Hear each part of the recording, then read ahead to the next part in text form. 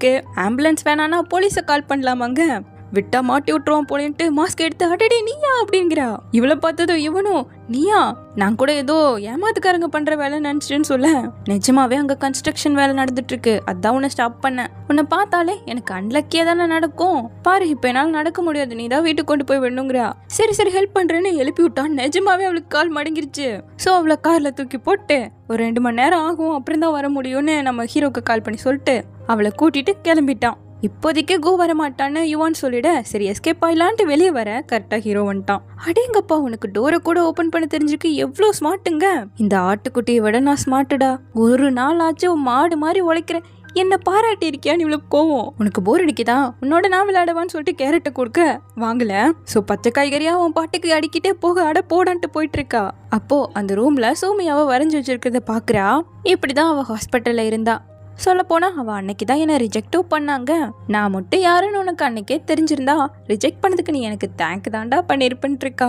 அப்போ அவனோட பேக்கை பார்த்ததும் முதல்ல ரிஜெக்ட் ஆன அன்னைக்கே இவன் தானே அங்க உட்காந்துட்டு இருந்திருப்பான். ஆபீஸ்ல ஒருத்தர் கூட அந்த புக்குக்கு சொந்தக்காரர மாதிரியே இல்லையேன்னு பாத்துட்டு இருக்க. இதுவா இது பேக், பொருளை எடுத்துட்டு போக யூஸ் பண்ணுவோன்னு எடுத்து காட்டவும், அப்போ அன்னைக்கு என் பக்கத்துல உட்காந்துட்டு இருந்தது தங்ஷியான்னு கண்டுபிடிச்சிட்டா. அடுத்த டிராயிங்க பார்க்க நீயும் அவளை கண்டுபிடிச்சியான்னு கேட்குறியா, அதில் மூஞ்சியே இல்லை, எப்பரா கண்டுபிடிக்க முடியும்னு இவளுக்கு நினைப்பு. இப்படிதான் சோமியாவை ஃபர்ஸ்ட் டைம் பார்த்தேன். கஷ்டப்பட்டு ஒரு குழந்தைய காப்பாத்தினா. அப்போ அவள் என் கண்ணுக்கு ஒரு ஏஞ்சல் மாதிரி தான் தெரிஞ்சாங்க. மேலே பேயும் கீழே ஏஞ்சலும் இருக்கு. ஸோ இதை ஒரு மாதிரி பார்க்க அன்னைக்கு அவளோட ஃபேஸை கூட நான் பார்க்கல. அப்போ அவள் எப்படி இருக்க போறான்னு கூட எனக்கு ஐடியா கிடையாது. ஆனால் அப்போவே என்னோட ஹார்ட் பீட் எல்லாம் ரைஸ் ஆக ஆரம்பிச்சிருச்சு. அப்போதான் ஃபர்ஸ்ட் டைம் கண்டவுடன் காதலையே அண்டர்ஸ்டாண்ட் பண்ணேன். அப்போ அவள் முகத்துல கூட அடிபட்டிருந்தது, ஆனா அவ கேர் பண்ணவே இல்லையே. அவ அந்த குழந்தைய கம்ஃபோர்ட் பண்ணா, அந்த டிரைவரை கூட பெருசா திட்டல. ஸோ உன்னோட கண்களுக்கு அழகுங்கிறது முக்கியம் கிடையாது, நம்ம எல்லாருமே அசிங்கம் பிடிச்ச கிரியேச்சர்ஸ் தான். ஆனா சோமியா மட்டும் பிரிட்டியான ஒரு பொண்ணுங்க. அப்போ இவன் அழகை பார்த்து சோமியாவை லவ் பண்ணலையா, நான் தான் தப்பா புரிஞ்சுக்கிட்டான்னு யோசிக்கிறா. இந்த பக்கம் கோ அவளை வீட்டில் விட்டுட்டு ஐஸ் பேக்லாம் கொடுத்துட்டு போகவும் கை பிடிச்சிக்கிட்டா. நான் இங்கே தனியாக தான் இருக்கேன், சின்ன வயசாக இருக்கும்போதே அம்மா அப்பா டிவோர்ஸ் பண்ணி இன்னொரு கல்யாணம் பண்ணிட்டு போயிட்டாங்க. ஸோ நான் தனியாகவே தான் இருக்கேன், எனக்காக ஃப்ரூட்ஸ் மட்டும் கட் பண்ணி கொடுத்துட்டு போறியாங்கிறா. பக்கத்துலேயே இருக்கு, இருந்தாலும் ஃப்ரிட்ஜில் உள்ளதான் வேணுங்க சரின்ட்டு போகிறான். இங்கே நம்ம ஹீரோ அலாரம் வச்சு மெடிசன் போட்டுட்டு இருக்கான். இதை பார்த்தவ பக்கத்தில் வந்து உட்காந்துக்கிட்டா. இவன் கண்ணுக்கு மருந்து போட்டுக்கிட்டு, மனுஷங்களுக்கு 3 டைப் ஆஃப் கோன் செல்ஸ் இருக்கு, அதுதான் ட்ரைக்ரோமேட்ஸை உருவாக்குறது. பட் கலர் பிளைண்ட்னஸ் உள்ளவங்களுக்கு 2 டைப் ஆஃப் கோன் செல்ஸ் மட்டும்தான் இருக்கும், அது டைக்ரோமேட்ஸை உருவாக்குறது. நிறைய குரோமேட்ஸ் இருக்குன்னா அந்த அளவுக்கு கலர்ஸை நம்மளால டிஃப்ரென்ஷியேட் பண்ணி பார்க்க முடியும். ஸோ டெராக்ரோமேட்ஸ் இருக்குன்னா மற்றவங்களை விட 100 மடங்கு அதிகமான கலர்களை பார்க்க முடியும். எனக்கு சின்ன வயசுலேருந்தே என்னோட கண்கள் ரொம்ப சென்சிட்டிவ், ஸ்ட்ராங்கான லைட்டை எல்லாம் என்னால் பார்க்க முடியாதுங்க. அதனால தான் ஸ்கூல் டைமில் இவ ஜிகு ஜிகுன்னு ட்ரெஸ் போட்டு வந்திருக்கும் போது அவன் வாமிட் எடுத்திருப்பான். அப்போ இதனால தானான்னு சொல்லிட்டு இவ அப்படியே மெல்லமாக எழுந்து போக, ஆட்டுக்குட்டி எங்கே 2 காலில் நடக்கும், இது பார்த்து அவன் பயங்கர ஷாக் ஆகிட்டான். இல்லை ட்ரைனிங் மூலமாக இதுவும் சாத்தியம் தான் மனசு தேத்திட்டு இருக்கான். இவ்வளோ இங்கே வந்து பெயிண்டிங்கை பார்த்துட்டு, அன்னைக்கு மத்தியானம் சன் ரொம்ப பிரைட்டாக இருந்துச்சு, அப்போ கண்டிப்பாக அவனால் என்னை பார்த்துருக்கவே முடியாதுல்லன்ட்டு இவ இடி விழுந்து இறந்துதான் நடிச்சால, அதனால தான் அவன் அன்னைக்கு மயக்கம் போட்டுமே விழுந்திருக்காங்கிறத புரிஞ்சுக்கிறா. இவங்க ட்ரைனிங் பண்ணா ஆட்டுக்குடி கூட 2 காலால நடக்கும்னு மனசு தேத்துறது கேட்டவ மேனு கத்திட்டு பக்கத்துல வந்து உட்காந்துக்கிட்டா. உனக்கு லைட் சென்சிட்டிவ் இருக்குன்னு எனக்கு தெரியாம பண்ணிட்டா, என்ன மன்னிச்சிடுன்னு ரொம்ப ஃபீல் பண்றா.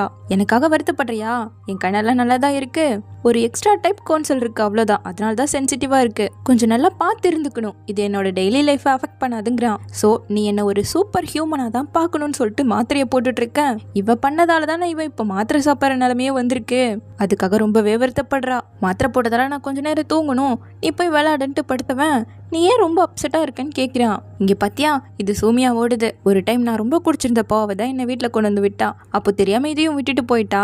இதை திருப்பி கொடுக்கணும்னு ஒவ்வொரு டைமும் ட்ரை பண்ணேன், பட் அதுக்கான சான்ஸ் தான் கிடைக்கல. இனிமேல் அதை திருப்பியும் கொடுக்க முடியாதுல்ல, நல்ல வேலை கொடுக்கல. உனக்கு இது ஞாபகம் இருக்கா, நான் வருத்தத்தில் இருக்கும்போது நீ இப்படி என்னோடு இருக்கிறது எனக்கு கொஞ்சம் பெட்டரா ஃபீல் பண்ண வைக்குது, ரொம்ப தேங்க்யூங்கிறான். இவளுக்கே இது கஷ்டமா தான் இருக்கு.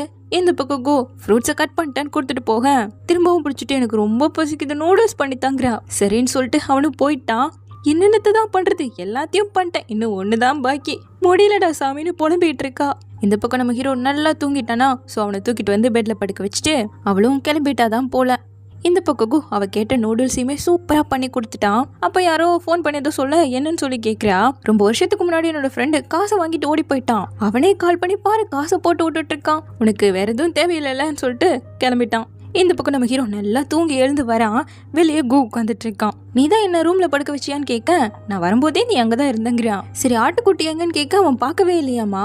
என்னடா சொல்றேன்னு சொல்லிட்டு வீடு ஃபுல்லா தேடுறான், அதை காணவே காணோம். ஒருவேளை டோர் ஓபன் பண்ணி ஓடி போயிடுச்சோன்னு யோசிக்க கரெக்டா யுவான் கால் பண்றா. அது இது மாதிரி ஓடினதால செங் தான் புடிச்சு வச்சிருக்காங்க, நான் அதை இப்பவே பார்த்தாகணுங்கிறான். சோ இப்போ ஜூக்கு தான் வந்திருக்காங்க. யுவான் உன்கிட்ட தெளிவா சொல்லல, சூமியா இத ஜூல தான் விட சொன்னா, அவ ஒரு நாளைக்கு தான் உன்கிட்ட கொடுத்தான்னு சொல்ல, இல்ல இது கிடையாது அதுங்கிறான். இல்ல ரெண்டும் ஒண்ணுதான் பாருன்னு சொல்லிட்டு போட்டோ எல்லாம் காட்ட, இல்ல என்னோட அல்பாக்கா என் கண்ணை பார்த்து என்ன புரிஞ்சுப்பா, இது என்ன பார்க்க கூட மாட்டேங்குது, கண்டிப்பா இது கிடையாதுங்க. விலங்குகள் எப்பவும் ஒரே மாதிரி இருக்காது இல்லையா, திடீர்னு ஒரு பிளேஸ்ல இருக்கிறதால ஒவ்வொரு மாதிரி நடந்துக்கும்னு சொல்ல, அவன் அப்பவுமே நம்ப மாட்டேங்கிறான். வீட்டுல வளர்க்கறத விட இங்க வளர்ந்தா அதுக்கு நல்லா இருக்கும்னு சொல்லிட்டு கோவுமே சொல்றான். எனிவே இத பத்திரமா இங்க கொண்டு வந்து சேர்த்ததுக்கு ரொம்ப தேங்க்யூன்னு சொல்லிட்டு அதை தடவி கொடுத்துட்டு இருக்கான். இப்போ யுவானை தான் காட்டுறாங்க. அவளுக்கு தான் காலில் அடிபட்டிருக்காச்சே. ஸோ இப்போ நம்ம ஹீரோனோட வீட்டில் தான் இருக்கான். அவளோட அம்மா அப்பா இவளை ரொம்ப நல்லாவே பார்த்துக்கிறாங்க. எதுவாக இருந்தாலும் தயங்காமல் என்ன கேளு, கீழே மட்டும் இறங்கிடாத, நல்லா ரெஸ்ட் எடுத்தால் தான் சீக்கிரமாக சரியாகும்னு அம்மா சொல்லிட்டு போக, கண்டிப்பாம்மா ஒரு துளி கூட அசைய மாட்டேன்னு சொல்லிட்டு இவ்வளோ விழுந்து விழுந்து புக்கை படிச்சுட்டு இருக்கா கதை எழுதுறதுக்காக. அப்படியே நைட்டு போல் நம்ம ஹீரோயினும் வந்து சேர்ந்து 2 பேரும் பேசிகிட்டு இருக்காங்க. அப்போது நோட்டிஃபிகேஷன் சவுண்ட் கேட்க இவங்க 2 பேர் எதுவும் இல்லை, யாரோடது அப்படி சொல்லிட்டு பயந்து போய் பார்க்க அது நம்ம சூமியாவுக்கு வந்திருக்கு. தங்ஷி இன்னுமா அந்த சூமியாவுக்கு மெசேஜ் பண்ணுறதை விடல, இவனை என்னதான் பண்ணுறதோங்கிற மாதிரி நம்ம யுவான் கேட்டுட்டு இருக்க, ஹீரோயினும் சிமையே கழட்டி வச்சுட்டா. சரி அப்படி என்னதான் அவன் மெசேஜ் பண்ணான்னு கேட்க, சூமியாவுக்கு குட் பை சொல்லியிருக்கான்னு சொல்ல, அப்போ ரொம்ப சந்தோஷம், இனிமேல் அந்த டாப்பிக்கே எடுக்க மாட்டேன்லன்ட்டு அவ படுத்துக்கிட்டா. ஆனால் இவளுக்கு இங்கே ரொம்பவே கஷ்டமாக இருக்குது. ஏன்னா தங்ஷி கடைசியாக பண்ண மெசேஜ், சூமியா உன்னை மீட் பண்ணதுக்கும் உன்னை லவ் பண்ணதுக்கும் நான் ரொம்பவே சந்தோஷப்படுறேன், உன்னோட மெமரிஸ் எல்லாத்தையும் என்னோட டீப் ஹார்ட்டில் பத்திரமா க்ளோஸ் பண்ணி வச்சுட்டு தொடர்ந்து என்னோட லைஃப்பை வாழ போகிறேன், குட் பைன்னு சொல்லியிருப்பான். ஸோ இவளும் குட் பைன்னு சொல்லிட்டு வருத்தமாக இருந்தாலும் ஒன்றும் பண்ண முடியாதுல்ல, படுத்துக்கிட்டா. இப்போ அடுத்த நாள் வேக வேகமாக லிஃப்ட்டில் ஏற ஹீரோ தான் ஸ்டாப் பண்ணுறான். தேங்க்யூன்னு சொல்லிட்டு ஏறினவன் முதல்ல அவன் கையை தான் பார்க்குறா, இன்னும் அவளோட பேண்டை போட்டுட்டு தான் இருக்கான்.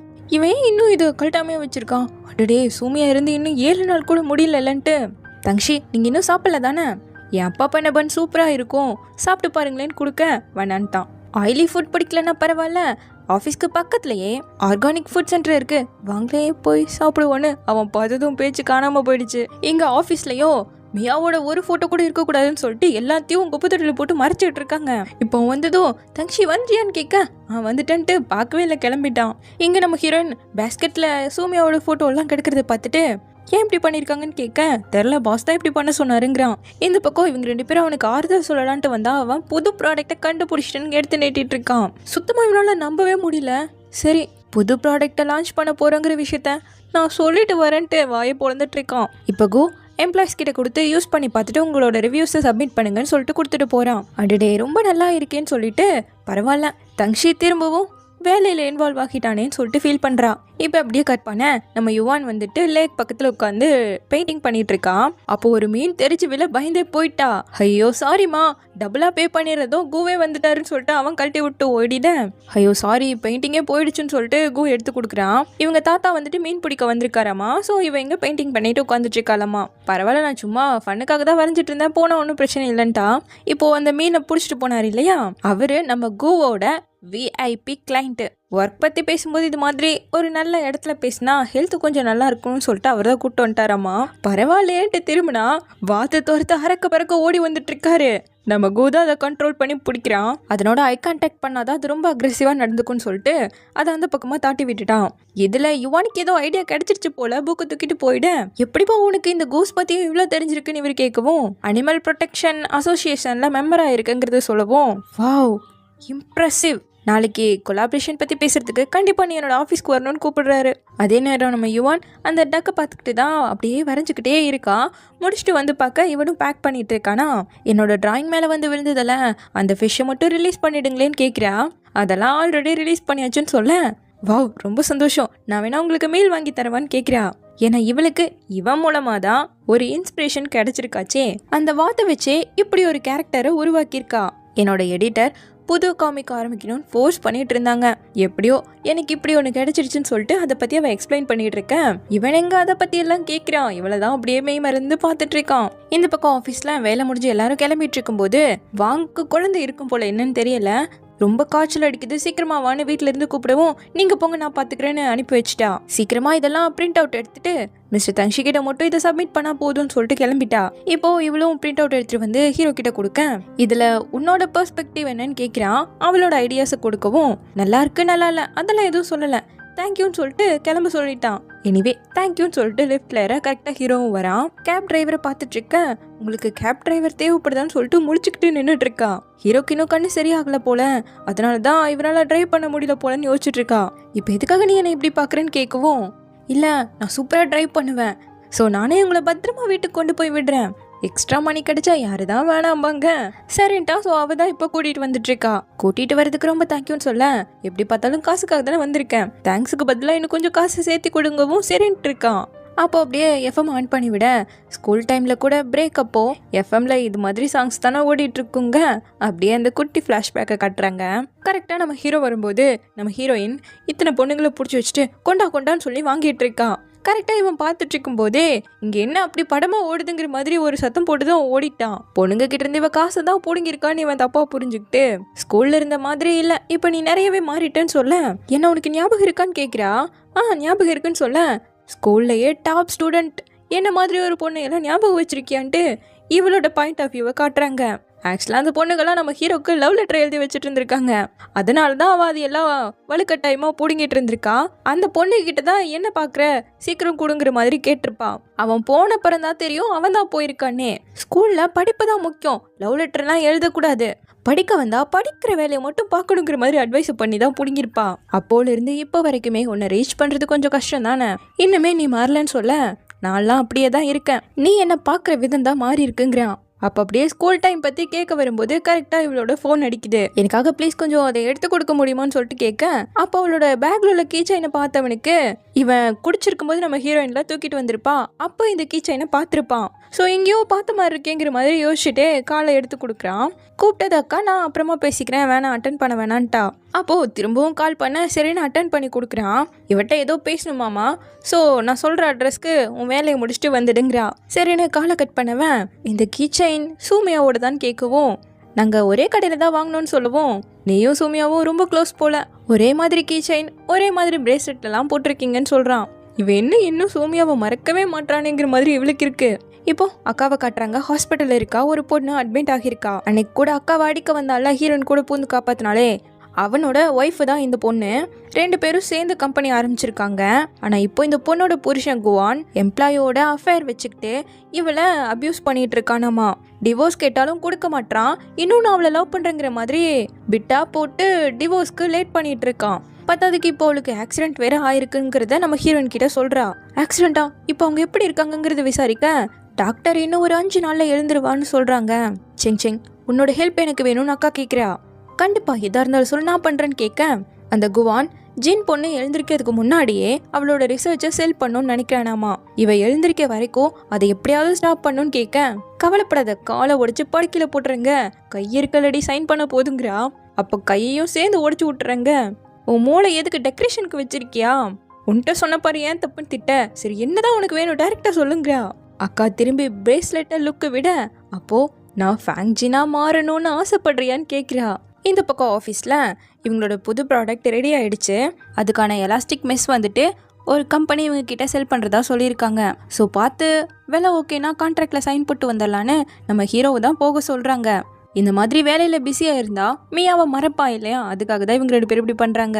இப்போ அப்படியே சாட்டர்டே அந்த கிளைண்ட்டை மீட் பண்ணி கான்ட்ராக்டில் சைன் வாங்கணுங்கிறதுக்காக கிளம்புறான். அப்போ நல்லா மழை பெஞ்சிட்டு இருக்கும்போது வழியில் மியாவோட போஸ்டரை பார்த்ததும் அப்படின்னு நின்று பார்க்க ஆரம்பிச்சிட்டான். அப்போது அந்த போஸ்டரில் உள்ள குப்பையெல்லாம் ஒரு பொண்ணை எடுத்து விட்டுட்டு போயிட்டுருக்கா.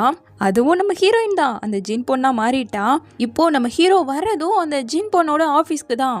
இவன் தான் குவான், ஜின்னோட ஹஸ்பண்டு. மிஸ்ஸஸ் குவானையும் பார்த்தேன்னா கான்ட்ராக்ட் பற்றி இன்னும் கொஞ்சம் டீட்டெயிலாக பேசிடலாம், ஏன்னா அவங்க தானே R&Dயோட ஹெட்டுன்னு சொல்லி கேட்க, என்னோட மதர்-இன்-லாக்கு உடம்பு சரியில்லாததால் அவள் அங்கே பார்க்க போயிட்டான், எதாக இருந்தாலும் நம்ம பேசிக்கலான்னு பேசிகிட்டு இருக்கும்போது ஒரு எம்ப்ளாயி வந்து ஏதோ காதில் சொல்லவும், ஒரே ஒரு செகண்ட் நீங்கள் கான்ஃபரன்ஸ் ரூமில் மட்டும் வெயிட் பண்ணுங்க வந்துடுன்னு சொல்லிட்டு போகிறான். அப்போ கரெக்டாக பெண்ணு கீழே விலகவும் குனிஞ்சு எடுக்க, அப்போன்னு பார்த்து இவன் இல்லைன்னு நினச்சி அந்த குவான் கரெக்டாக ஜின்னை உள்ளே இழுத்துட்டு வந்து எதுக்காக இங்கே வந்திருக்குன்னு சொல்லிட்டு திட்ட ஆரம்பிக்கிறான். ஆக்சுவலாக அந்த எலாஸ்டிக் மெஸ்ஸை இவ தான் டெவலப் பண்ணதே. ஸோ ஆஸ் அ டெவலப்பராக என்னால் அந்த எலாஸ்டிக் மெஸ்ஸோட காப்பிரைட்டை யாருக்கும் கொடுக்க முடியாது, இதை செல் பண்ணுறதுல எனக்கு விருப்பம் கிடையாதுங்கிறா. என்னது ஒத்துக்க மாட்டியா? யார் நீ? உன் பேர் என்ன முதல்ல? இங்கே பாரு, இந்த கம்பெனியோட சேர்மன் அண்ட் சிஇஓ நான் தான். நான் சொல்கிறபடி தான் இங்கே எல்லாமே நடக்கும். இப்போ நீ பாட்டுக்கு கம்மானு போயிட்டேன்னா உனக்கான ஷேர் ஆச்சும் உனக்கு கிடைக்கும். ஒழுங்காக கிளம்புங்க, என்னால் போக முடியாதுங்கிறா. என்ன ஓவரா பேசுகிற? போனால் போக முடியாதா? இங்கே கேமரா கூட கிடையாது. ஒரே அடி தான், காணாமல் போயிட்டு பார்த்துக்கோன்னு சொல்லிட்டு அடிக்கிறதுக்கெல்லாம் வரான். ஜின், உனக்கு டிவோர்ஸ் தானே வேணும், உன் ஆசைப்படியே கொடுக்குறேன், ஆனால் உனக்கு ஒத்த பைசா கிடைக்காது, அதை எப்படி பண்ணுமோ அப்படி பண்ணுவேன்னு சொல்லிட்டு மிரட்டுறான். அங்கே இருக்கிறது இவன் பொண்டாட்டி இல்லை, நம்ம ஹீரோயின்ல, சும்மா விடுவாளா? நீட்டின கையை உடைச்சு தலையை பிடிச்சி அழுத்தி எனக்கே ₹1 கொடுக்க மாட்டியாடான்னு கேட்க, உனக்கு இவ்வளோ தைரியம் வந்துருச்சான்னு சொல்லிட்டு அடிக்க வர திரும்ப பிடிச்சிக்கிட்டா. இந்த மாதிரி எல்லாம் வயலன்ஸில் ஈடுபடக்கூடாதுங்க, வயலன்ஸான்னு சொல்லிட்டு அவள் ட்ரெஸ்ஸை எல்லாம் அப்படியே தலையெல்லாம் கழிச்சு போட்டு வேணா இப்படியெல்லாம் என்ன அபியூஸ் பண்ணாதன்னு நாடகம் போட ஆரம்பிச்சிட்டா. இதில் அவனை அடிச்சுட்டு என்ன அடிக்காதன்னு இவளே கத்திட்டு இருக்கா. இதெல்லாம் பார்க்குற ஹீரோக்கு ஒரே சிரிப்பா இருக்கு. இதுல திரும்பவும் அவன் அடிக்க வர தூக்கி போட்டு சும்மா குத்தா குத்திட்டு இருக்கா. எம்மா சாமி விடுமா தாயேன்னு சொல்லி தப்பிச்சு ஓட பார்க்க என்கிட்டவான்னு சொல்லிட்டு காலை பிடிச்சி திருப்பி போட தங்ஷி கீழே இருக்கிறத பார்த்துட்டான். தயவு செஞ்சு மிஸ்டர் தங்ஷி எனக்கு ஹெல்ப் பண்ணுங்கன்னு கேட்க மெல்லமா அப்படியே எழுந்திருக்கிறான். இவளுக்கு பயங்கர ஷாக்கு. இவ தான் மியா போஸ்டர் உள்ள குப்பையை எடுத்திருக்காங்கிறது இவனுக்கும் தெரிஞ்சிருச்சு. எந்த கெட்டப்புக்கு மாறினாலும் ஏன் நான் முதல் இவனையே பாக்குறேங்கிற மாதிரி நம்ம ஹீரோயின் பார்த்துட்டு இருக்கா. என்ன பண்றேன்னு தெரியல, பேக தூக்கிட்டு எஸ்கேப் ஆயிடலான்னு பார்க்க அவன் பின்னாடியே வரான். என்னோட பேரு தங்ஷி, அந்த எலாஸ்டிக் மெஸ்ஸை நான் தான் வாங்க வந்திருக்கேங்கிற மாதிரி சொல்ல, ஆல்ரெடி குவானோட எனக்கு டிவோர்ஸ் கேஸ் போயிட்டு இருக்கு, நீங்க வேற எங்கேயாவது பாத்துக்கோங்கன்னு சொல்லிட்டு ஓட பாக்குறா. நீங்க ரெடி பண்ண அந்த எலாஸ்டிக் மெஸ் பத்தி ஒண்ணு கேட்கணுங்க. அவ ஓடியே போயிட்டா. இப்ப நம்ம ஹீரோயின் ஹீரோட்ட இருந்து தப்பிச்சு கார்ல ஏற அந்த காரை ஓட்டிட்டு வர்றது அக்கா தான். எதுக்காகடி தங்ஷி இப்ப பாத்துட்டு வரேன்னு சொல்லி அக்கா திட்டவும், அவன் இந்த ஆபீஸ்ல இருப்பான்னு நான் என்ன கனவா கண்டங்கிறா. எனிவே அந்த எலாஸ்டிக் மெஸ்ஸை ஜிந்தா கண்டுபிடிச்சான்னு அவங்களுக்கு தெரியாது இல்லங்கும் போது நான் யாரும் இல்லைன்னு நினைச்சு உண்மையை உளறிட்டேன், அது தங்ஷிக்கும் தெரிஞ்சு போச்சுங்கிறா. உன்னை வச்சுட்டு என்னதான் பண்றதோ, இப்போதைக்கு ஜின் எழுந்திருக்க வரைக்கும் காப்பிரைட் கான்ட்ராக்ட்ல சைன் ஆவது போடாம இருக்க பாருங்கிறா. இந்த பக்கம் நம்ம கு யுவான் கூப்பிட்டுருக்கான்னு சொல்லிட்டு சாப்பிட வந்திருக்கான். இங்க டெக்கரேஷனை பார்த்துட்டு உனக்கு பர்த்டேவா இல்ல லாட்ரி ஏதாவது வின் பண்ணிட்டியா? எதுவும் இல்லைன்னா எதுக்காக இவ்வளோ டெக்கரேஷன் கேட்க, காமிக்ல பாஸ்லாம் இப்படிதானே நடந்துப்பாங்க அப்படிங்கிற மாதிரி இவ ஸ்டைலா உட்காரத பார்த்து ஓஹோ நீதான் பாஸா? ஆமாமா, பார்த்தாலும் பாஸ் மாதிரி தாமா இருக்குங்க.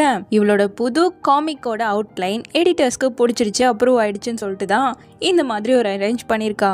இவன் தான் அனிமல் ப்ரொடெக்ஷன் வாலண்டியரா இருக்கான் இல்லையா? ஸோ அடுத்த ஆக்டிவிட்டிக்கு போகும்போது என்னை கூட்டு போங்க, என்னோட ஸ்டோரிக்கு அனிமல்ஸை பத்தி கொஞ்சம் தெரிஞ்சுக்கணும்னு சொல்லிட்டு அவளோட ஸ்டோரி ஒன்லைனரா சொல்லிட்டு இருக்கா. அப்படியே கட் பண்ணி இப்போ ஹீரோட்ட 3 பேர் இப்படி உட்காந்துருக்காங்க. குவான் காப்பிரைட்டை விற்கணும்னு நினைக்கிறான். ஜின் ஒத்துக்கல, வேற ஏதாவது பிளானை தான் போட்டாகணும். சரி உன்னோட 2வது பெஸ்ட் சாய்ஸ் எதுங்க? கஸ்டமருக்கு பெஸ்ட்டை தான் கொடுக்கணும், செகண்ட் சாய்ஸ்லாம் கிடையாதுங்கிறான். உடனே அதுக்கு கோ, இங்கே பாரு அவங்க 2 பேரும் டிவோர்ஸ் பண்ணா என்ன பண்ணலாம், என்ன அது நமக்கு அவசியமே கிடையாது.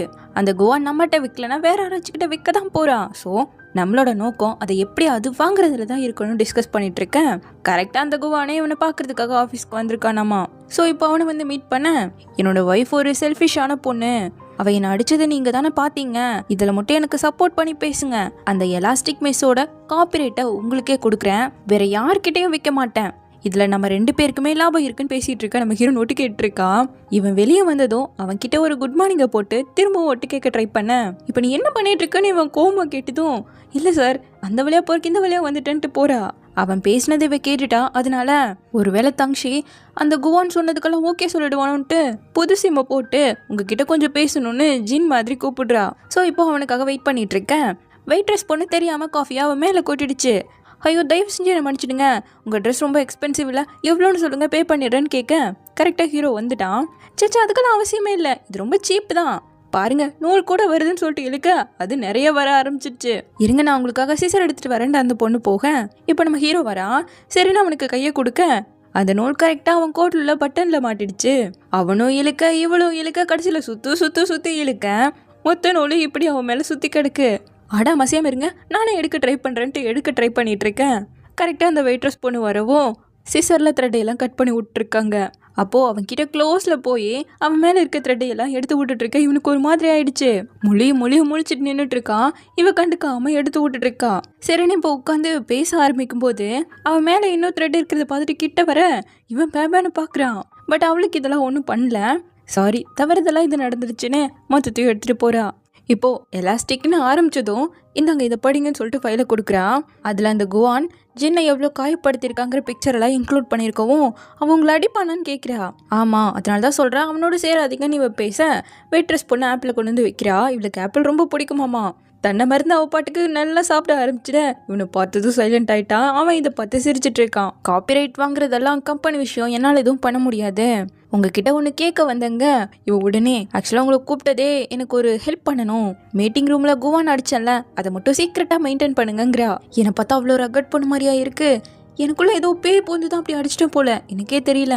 இந்த பாவப்பட்ட புள்ளைக்கு கொஞ்சம் ஹெல்ப் பண்ணுப்பான்னு கேட்குறா.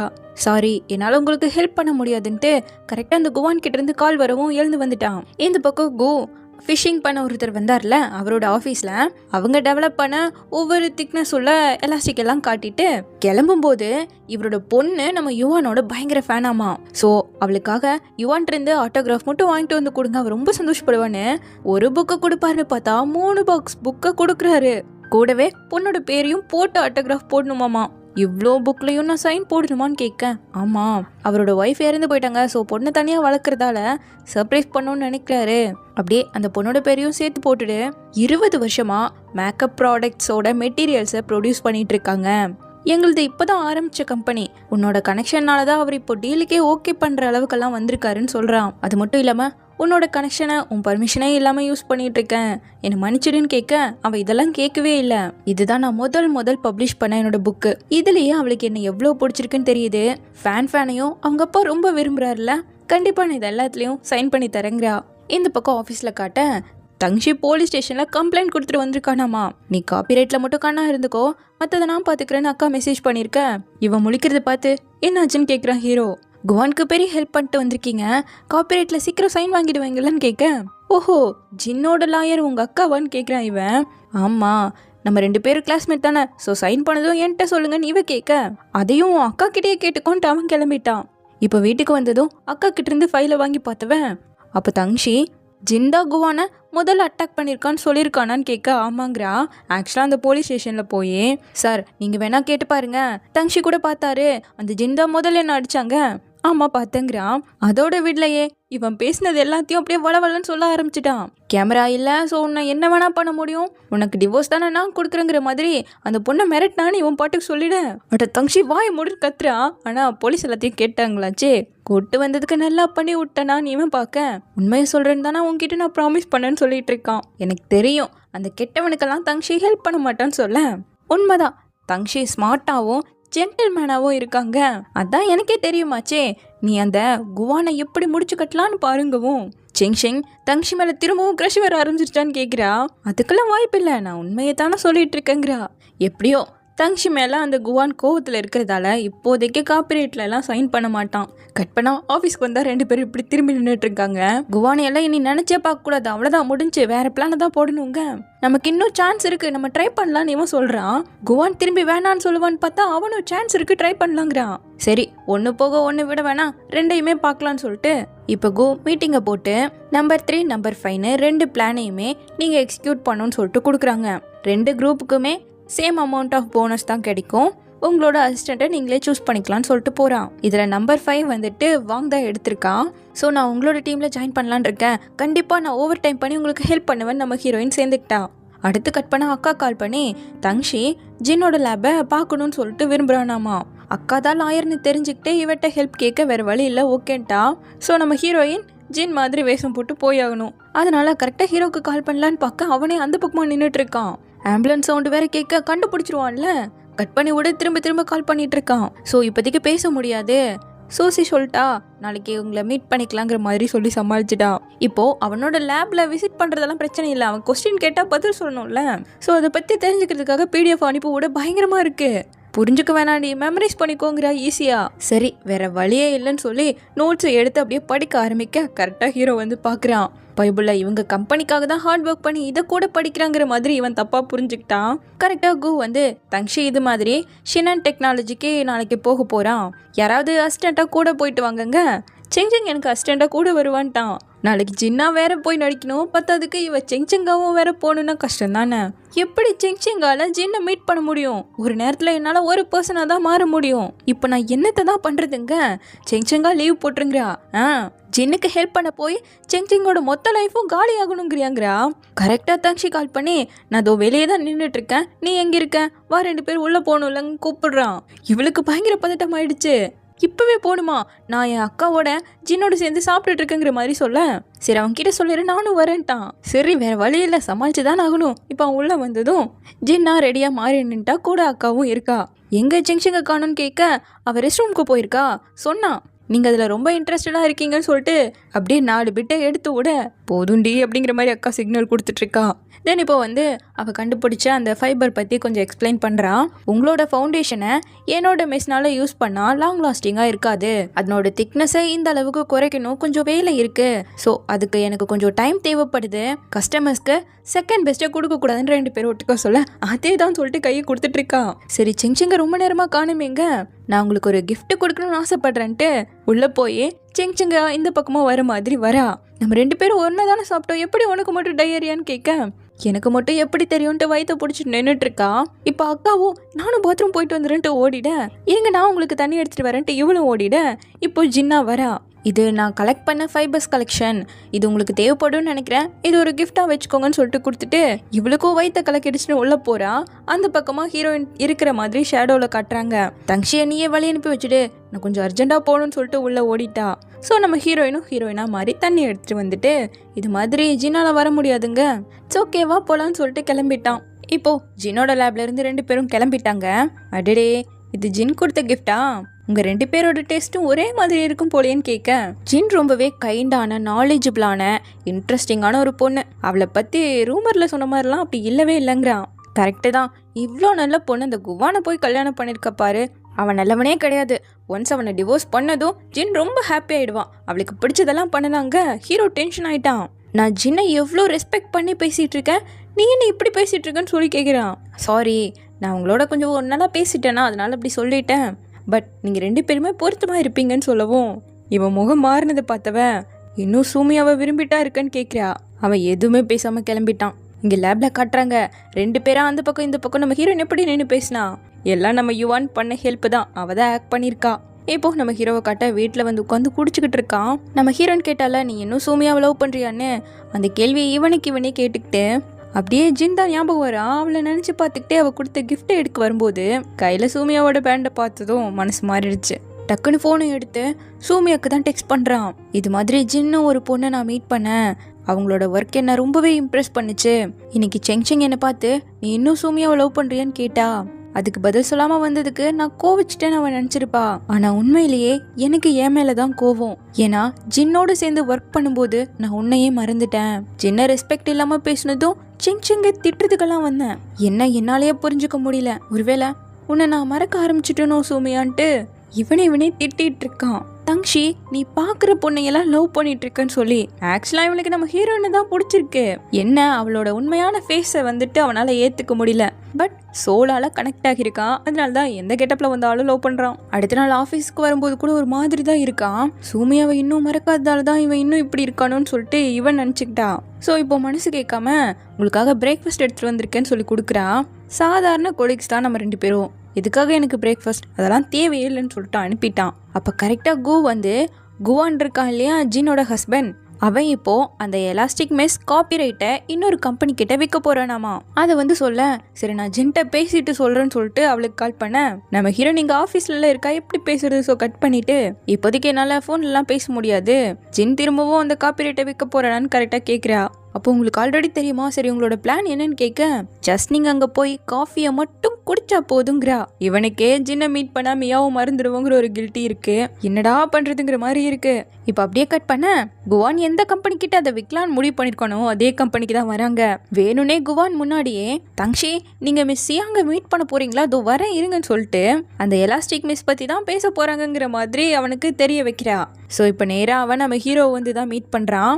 இங்கே அந்த எலாஸ்டிக் மிஸ் பற்றியெல்லாம் கொஞ்சம் நம்ம ஹீரோயின் தெரிஞ்சுக்கிட்டு, ஜின்னா மாறி குவானால் இப்போ வர முடியாது, ஸோ மிஸ் சியாங்க அவருக்கு பதிலாக நான் தான் மீட் பண்ண வந்திருக்கேன்னு நேராக அவங்கள மீட் பண்ண வரா. அப்படி என்ன குவானுக்கு முக்கியமான வேலை, அவர் எங்கே போயிட்டாருன்னு கேட்கும்போது, மிஸ் ஷியாங், நான் இதை டைரெக்டாக ஃபேஸ் டு ஃபேஸ் சொல்லணுன்னு தான் வந்திருக்கேன். என்னால் எலாஸ்டிக் மெஷ் காப்பிரைட்டை யாருக்கும் கொடுக்க முடியாதுங்கிறா.